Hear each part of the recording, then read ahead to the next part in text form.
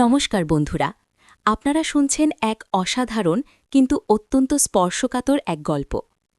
এই গল্পটি আমার কাছে পাঠানো হয়েছে একজন নাম প্রকাশে অনিচ্ছুক শ্রোতার কাছ থেকে। তিনি তার জীবনের এক গভীর গোপন কথা আমাদের সাথে ভাগ করে নিয়েছেন। গল্পটি এতই আবেগপ্রবণ এবং রোমাঞ্চকর যে আমি নিজেও এর গভীরে হারিয়ে গিয়েছি। গল্পের কোনো এক ফাঁকে আমি আমার ব্যক্তিগত ইমো নাম্বারটি দেব, তাই নাম্বারটি পেতে হলে পুরো গল্পটি মনোযোগ দিয়ে শুনুন, কারণ এই গোপন কথাগুলো কেবল শোনার নয়, অনুভব করার। শুরুতেই বলি, আমি মাধবী।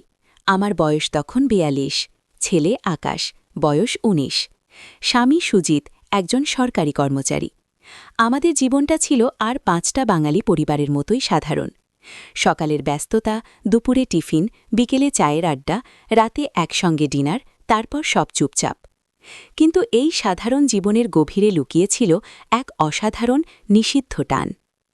আকাশের বন্ধু ছিল রনি। রনি আমাদের বাড়িতে প্রায়ই আসত। হাসি খুশি প্রাণবন্ত ছেলে, আমাদেরও খুব প্রিয় ছিল। সুজিতের সাথেও ওর ভালো সম্পর্ক ছিল। আমারও রনিকে ছেলের মতোই লাগত। কিন্তু জীবনের স্রোত কখন কোন দিকে মোড় নেয় কে জানে।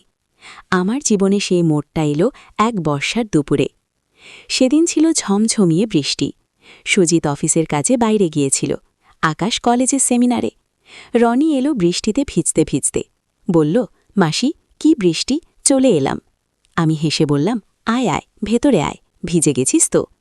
ওকে ভেজা কাপড় বদলাতে দিয়ে আমি গরম চা আর মুড়ি নিয়ে বসলাম। রনি যখন নতুন পোশাকে এসে বসল, তখন বৃষ্টি থেমে গিয়েছে। জানালার বাইরে তখনও মেঘ জমে আছে। ভেজা মাটির সোঁদা গন্ধ, বৃষ্টির রিমঝিম শব্দ, সব মিলিয়ে এক অদ্ভুত নিস্তব্ধতা। রনি আমার দিকে তাকিয়ে হাসল। সেই হাসিতে কি ছিল আমি জানি না, কিন্তু আমার বুকের ভেতরটা কেমন করে উঠল। মাসি, আপনি একা? রনি জিজ্ঞেস করল। হ্যাঁ, সুজিত বাইরে, আকাশও নেই। একটু বোর লাগছে, তাই চলে এলাম। ভাবলাম আপনার সাথে একটু গল্প করি। এরপর আমরা অনেক গল্প করলাম। পুরনো দিনের কথা, কলেজের কথা, সুজিতের অফিসের কথা। কিন্তু যত কথা বলছিলাম ততই যেন রনির চোখের দিকে আটকে যাচ্ছিলাম। ওর চোখের ভাষা, ওর হাসির ভঙ্গি, সবকিছুই আমাকে টানছিল। আমি বুঝতে পারছিলাম আমার ভেতর কিছু একটা বদলাচ্ছে। যে রনিকে এতদিন ছেলের বন্ধুর মতো দেখতাম, আজ ওকে অন্যভাবে দেখতে শুরু করেছি। আমার মনে হচ্ছিল ওর উষ্ণতা, ওর স্পর্শ, এসব আমার খুব প্রয়োজন। কিন্তু এই ভাবনা আসার সাথে সাথে এক তীব্র অপরাধবোধ আমাকে গ্রাস করল। আমি মাধবী, আকাশের মা, আমি কি ভাবছি? এই নিষিদ্ধ চিন্তা আমার মনে কেন এলো? আমি নিজেকে ধিক্কার দিলাম। বৃষ্টি থেমে গিয়েছিল, কিন্তু আমার মনের মেঘ কাটেনি। রনি চলে যাওয়ার সময় দরজায় দাঁড়িয়ে আমার দিকে তাকালো। সেই চাহনিতে কি ছিল, ভালোবাসা নাকি অন্য কিছু? আমি দ্বিধাগ্রস্তভাবে ওর দিকে তাকিয়ে রইলাম। এরপর থেকে রনি প্রায়ই আসতে লাগল, কিন্তু আমার আর ওর সম্পর্কটা যেন বদলে গিয়েছিল। সাধারণ আলাপচারিতার মধ্যে এক অজানা উত্তেজনা থাকত। রনির চোখের ভাষা, ওর স্পর্শ, সবকিছুই আমাকে এক নতুন জগতের দিকে টেনে নিয়ে যাচ্ছিল। আমি বুঝতে পারছিলাম আমি এক বিপজ্জনক পথে পা বাড়াচ্ছি।